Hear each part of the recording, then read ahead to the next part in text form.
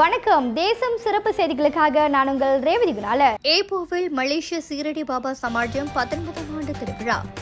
மலேசிய சீரடி பாபா சமாஜம் ஏப்போ மன்றத்தின் 19ஆம் ஆண்டு திருவிழாவும் ரத ஊர்வலமும் மிகுந்த பக்தி உணர்வோடு சிறப்பாக நடைபெற்றது. இத்திருவிழா ஏப்போ ஜலான் சுல்தான் எஸ்கண்டர் பகுதியில் அமைந்துள்ள வழிபாட்டு தளத்தில் நடைபெற்றது.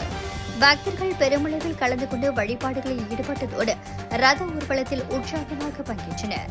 இந்நிகழ்ச்சியில் கலந்து கொண்டு உரையாற்றிய மலேசிய சீரடி பாபா சமாஜத்தின் தோற்றுநர் டத்து SP கண்ணன், இந்த சமாஜம் நாடு தழுவிய அளவில் ஆன்மீக மையமாக மட்டுமில்லாமல் சமூக சேவைகளில் முக்கிய பங்காற்றி வருவதாக கூறினார். மேலும் மக்களின் ஆன்மீக முன்னேற்றத்தோடு சமூக ஒற்றுமையும் வலுப்படுத்தும் நோக்கில் பல்வேறு சேவை திட்டங்கள் தொடர்ந்து மேற்கொள்ளப்பட்டு வருவதாகவும் குறிப்பிட்டார். ஓம் சாய்ராம். என் பேர் டத்து SP கண்ணன்.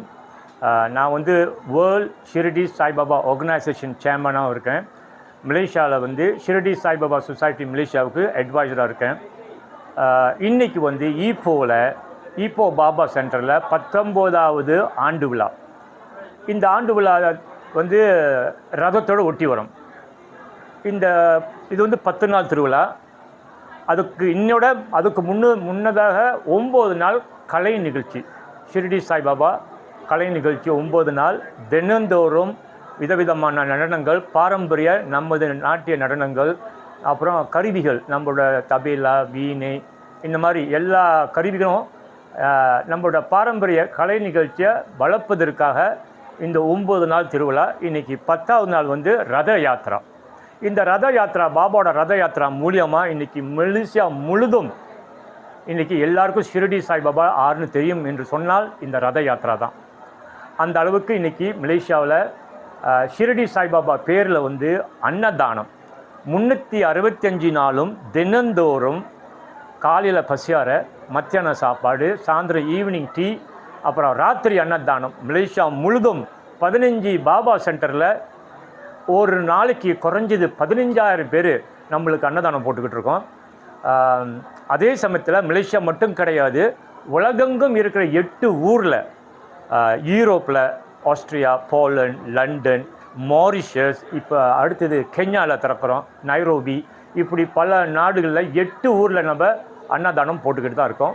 இன்றைக்கி ஷிரடி சாய்பாபா சொசைட்டி மலேசியா என்று சொன்னால் இது நாடு தழுவிய ஒரு சொசைட்டி சொல்ல முடியாது. இது உலக குளோபல் ஆர்கனைசேஷன்.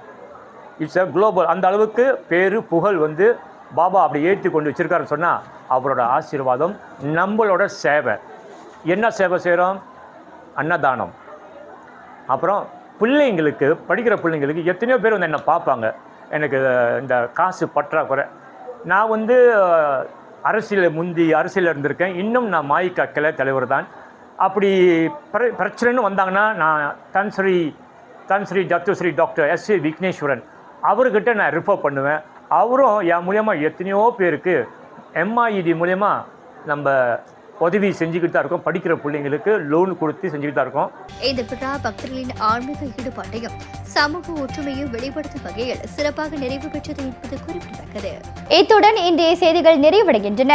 மேலும் பல ஆன்மீக செய்திகளை தெரிந்து கொள்ள தேசம் TV மலேசியா யூடியூப், டிக்டாக் மற்றும் இதர சமூக வலைத்தளங்களை பின்தொடருங்கள். உங்களிடமிருந்து விடைபெறுவது நான் உங்கள் ரேவதி குணாலன். மக்களோடு தேசம், தேசத்தோடு மக்கள். நன்றி, வணக்கம். ஒரு வீட்டுக்கு ஒரு பட்டதாரி எனும் நிலை போய் ஒரு வீட்டுக்கு பல மருத்துவர்களை உருவாக்கும் நடவடிக்கையில் இறங்கியுள்ளது எய்ம்ஸ் பல்கலைக்கழகம்.